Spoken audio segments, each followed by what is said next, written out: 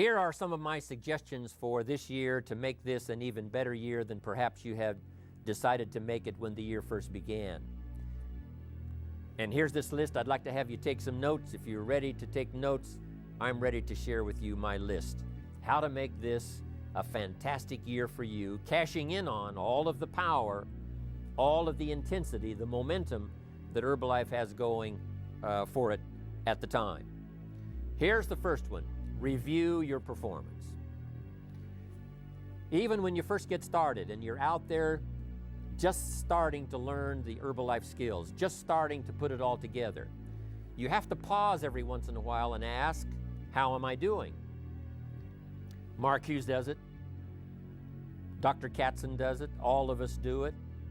The leaders in Herbalife have learned to do it, to sit down once in a while and take a look at your own performance, what you're doing, what you're saying, and how you're saying it. That's vitally important, especially if you'd like to be an effective leader for the future. Review your performance.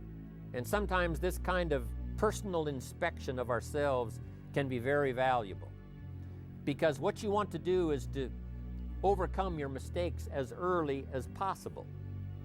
In my first year learning to recruit, learning to sell, all those years ago, I remember some habits that I got into, especially that first year, that I had to, by the time that year was finished, take a look at and start to make changes. And if you can make those changes as early as possible, then those changes can give you more value to cash in on for the future. So that's a good one. Review your performance. A very famous man, Dr. Schuler, I was traveling with him one time in Singapore and Kuala Lumpur. And I remember after we finished those two occasions, we had about 3,000 in each seminar. This very famous man who's been out there lecturing and teaching for the last 35, 40 years, and he's famous around the world, has a famous church in America. As we were talking after the session in Singapore, he said, you know, Mr. Rohn, I think my presentation in Kuala Lumpur on the scale of 1 to 10 was only about a 6. He said, I got to talking politics and I should have left those subjects alone, and that got me a little bit distracted. And if I was to evaluate my performance, my presentation in Kuala Lumpur, he said, I think it was probably about a 6. But he said, here in Singapore, the one we just completed, I felt good about. And if I was to evaluate my presentation here, I think on the scale of 1 to 10, it was about a 9. And I had to agree with him. Those numbers were probably pretty true. But here's what was interesting. This famous man, been famous for many years, lecturing around the world, was still judging his own performance. Still taking a critical look at how he was doing, whether or not he was distracted, whether or not he was talking about subjects he should have left alone, especially in that particular country. And I thought, how amazing. No wonder he's famous. No wonder he's thought of well around the entire world, because he's still judging his performance. Give yourself a grade at the end of the day, just personally between you and yourself. Would I give myself an A or an A+ for today's activity? Would I give myself a B? Okay. Would I give myself a C? Passable. Or did I sort of mess up some things today that I don't feel that good about? Not something you have to publicize. Not something that you have to perhaps let anyone else know about it, just so you know about it. Every once in a while, take the time to check your own performance and review how you're doing. I want to do the same with my performance. Am I better this year than I was last year? Have I taken off some of the sharp edges that were there a couple of years ago? Is it getting a little better in my own presentation, my own performance? And not only my performance on the platform and on the stage, also in reviewing your performance, it's not a bad idea to have some people around you that you trust their counsel, and let them help to evaluate your performance. And here's why. Sometimes when we're so busy during the day and we're so busy and when we're doing the meeting, it's hard to sort of think about how we're doing. We just go do it. But someone who might observe some things that we don't think about might be able to give us some very wise advice. So those that are close around you, don't hesitate to ask them, how did I do? How was that presentation? How was that training class? How was my workshop? Was it okay? What kind of grade would you give me?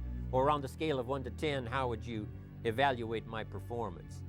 And if it's someone you trust that can give you good feedback on your performance, your language, your style, how you make the presentation, your attitude and how it comes across, your personality, maybe some things that they can see that you can't see. Because sometimes we get so involved we can't see it ourselves. But someone else on sort of the outside looking in can observe. Not to tear you down, but to give you some good feedback and some wise advice. This is a good one, reviewing your performance with yourself and with the help of others that are around you that can give you wise advice. Here's the next one that I would give you good advice for this year, and that is to exercise your willpower.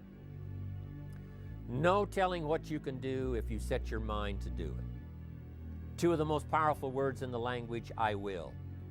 I will maximize my time. I will try to correct my errors in judgment better this year than last year. I will do a superb job. If you'll use that willpower, I'm telling you, the I will power that you have is unmatched. If you'll just use it. Sometimes we have a lot that we aren't using. It's like having a bank account and you never write a check. That would be a little strange. Or you have a $10 million bank account and you keep writing $1 checks. What I'm asking you to do, you've got a $10 million bank account of willpower. What I'm asking you to do this year, and that is to write some larger checks. Benjamin Disraeli once said, nothing can resist a human will. And if you'll use those two words a little more often this year, I will learn the disciplines. I will get better every day. I will make sure my presentation is the best. I will make the best of my opportunity. Take on some larger challenges and say to yourself, hey, I've learned to solve problems in the past. I will solve the problems of the future. I will correct my mistakes. I will learn to meet people that I was afraid of before. I will learn to master getting up and talking in those public meetings. I will become a leader and help people with their Herbalife future. I will make the necessary changes. I'm telling you, you can do that. Now here's another one this year that can make this a fabulous year for you, and that is to face your fears. We've all got them. Life is consisted of both fear and faith. Faith, of course, is the ability to overcome your fears. But what you have to do in terms of your fears, about perhaps your own inadequacy, not feeling strong enough at the moment, you just have to face those fears. And you just have to go to work on them. What could I do to eliminate this fear, or to at least overcome it? Or what I like to say, drive it into a small corner. Because there's always the conflict between faith and fear. The fear that we might not do a good job. The fear that it might not turn out as we hope it would. The fears that are lurking there, some that have come and have been there even maybe since our childhood. But here's what faith can do. Drive your fears into a small corner. But if you start amplifying your fears, guess what your fears can do? Drive your faith into a small corner.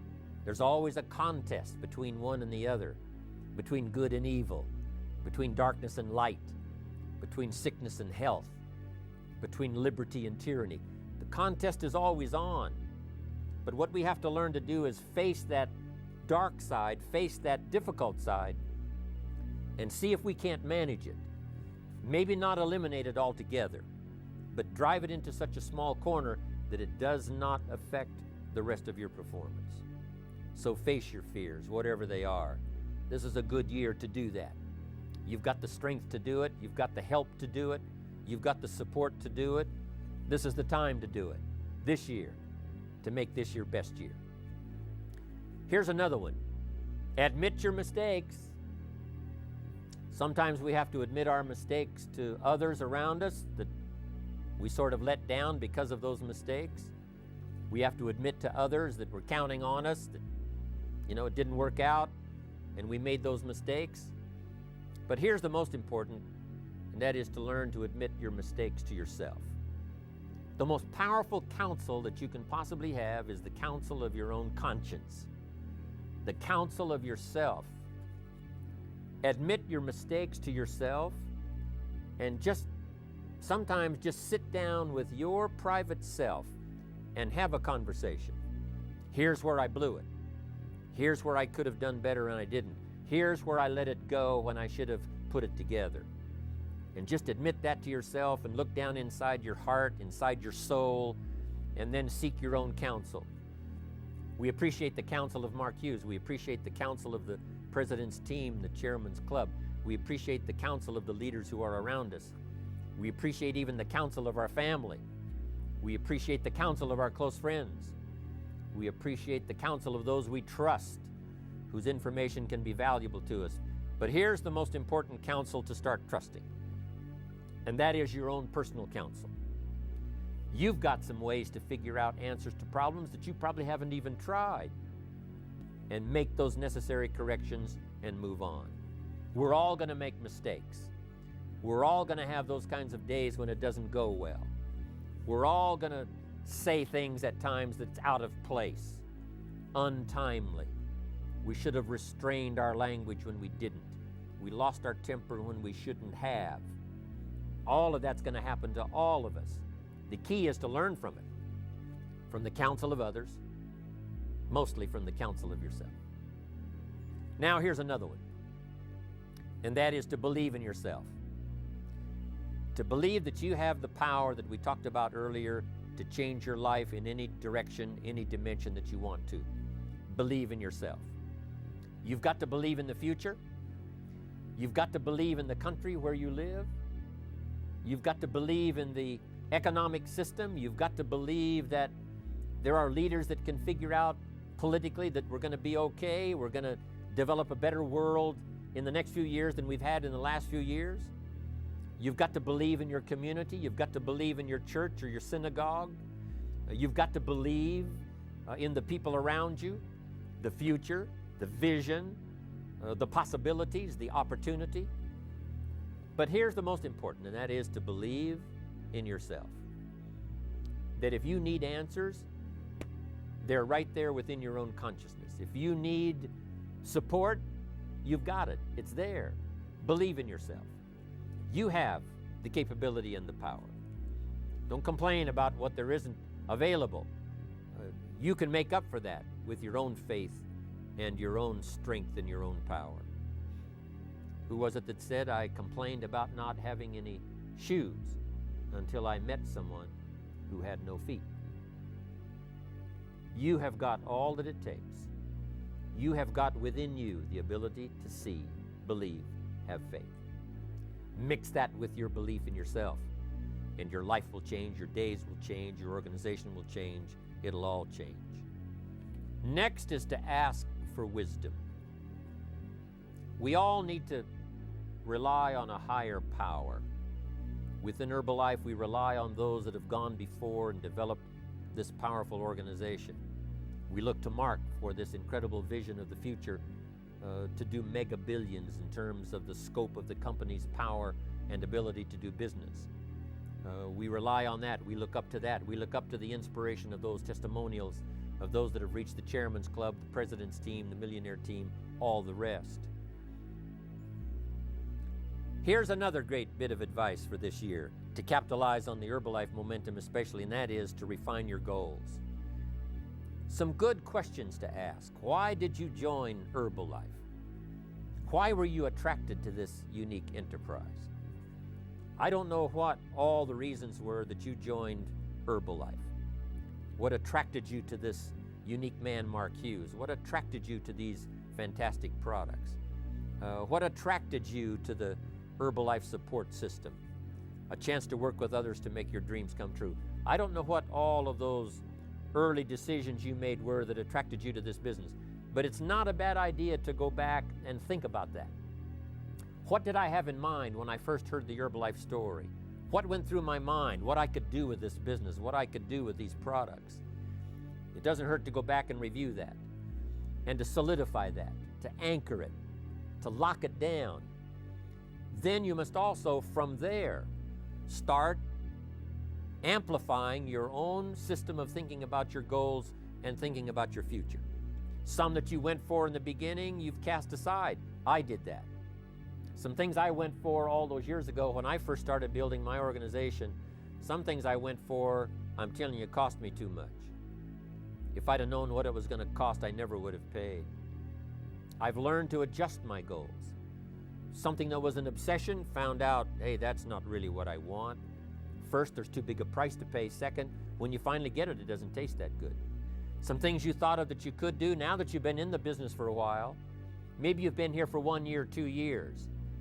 Now you need to reevaluate your goals, because a year ago, here's all you could see. When you first joined, this was all that you could possibly think about. We've all heard those testimonials that have inspired us all. When someone first joined, they said, if I could only make just $500 a month, that would be fantastic. But it wasn't long until they started changing those goals. But you must not only think of the financial goals that are possible for you, but all of the rest.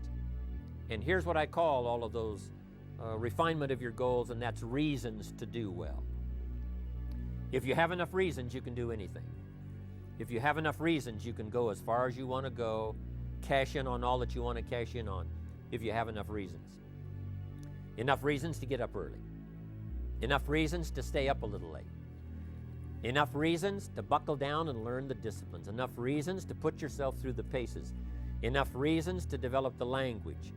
Enough reasons to pay the price. Enough reasons to put your faith to work. If you'll come up with enough reasons, Herbalife can supply the rest in terms of challenge, opportunity, a company to work within, people to help you, a support system to be part of. All of that's possible. But you've got to constantly refine your goals. So this is an ongoing process for you personally, for your business, and for your family. Keep refining your goals. Purpose is stronger than object. What you want is important, but what for is even more important. So decide what you want, decide what you want it for, keep working on that. Because if you work on that part, Herbalife's working on this part, the President's team is working on this part, all of that fits together, and if you'll keep a clear vision of the reasons why you want Herbalife to work for you, I'm telling you, then you will be more apt to cash in on the Herbalife opportunity and use this support system to change your days, to change the momentum of your organization, to change your future. Refine your goals. Here's another one. Conserve your time. We've all been given the same amount of time. I remember when it finally occurred to me that rich people have about 24 hours a day and poor people have about 24 hours a day. What an incredible discovery. I said, wouldn't that make me curious? Here's the rich with the same time and the poor with the same time. I wonder what the difference is. And here's what life is all about. Discovering the difference of how some people have learned to cash in on the time they've got. To cash in on the day and make it 5 times more valuable now than they used to be able to 5 years ago. That now, if you'll conserve your time and use it wisely, and I'm telling you, business-wise, you can live several lifetimes in one. And experiences in touching people's lives, having them come back and thank you for it, there is no greater gift. It's one of the reasons why I still travel all around the world to all of these countries. Sure enough, someone says, Mr. Rohn, 5 years ago, 10 years ago, 20 years ago, I listened to your story, I listened to what you had to say, and it touched my life. Look what's happened to me. You can't buy that with money. So I'm asking you to wisely use your time, to capitalize on the time that you have, to capitalize on the time, to capitalize on the freedom. If you have the time and you don't use it wisely, then you're probably destined to live less than a life in a lifetime. But if you learn to capitalize on your time, here's what's possible. You can live 5 lifetimes in one. You can live 10 lifetimes in one. Because life is not just the passing of time. Life is a collection of experiences, their intensity and their frequency. I don't know if you've got 10 years left or 20 years left or 30 years left. It did occur to me not long ago, I'm working on the last half of my life, probably. But whatever time you've got, whether it's a little time or a lot of time, here's the key. Cash in on it. Don't let it just slide by. Cash in and make this time valuable. Make this time useful. If you've got an hour, fill it up. If you have a day, fill it up. If you have a chance to talk to someone, fill up that conversation with all that you've got and all that you know and all that you feel. And if you'll start cashing in on the time that you've got, I'm telling you, life will give you the opportunity to live more than one lifetime in a lifetime.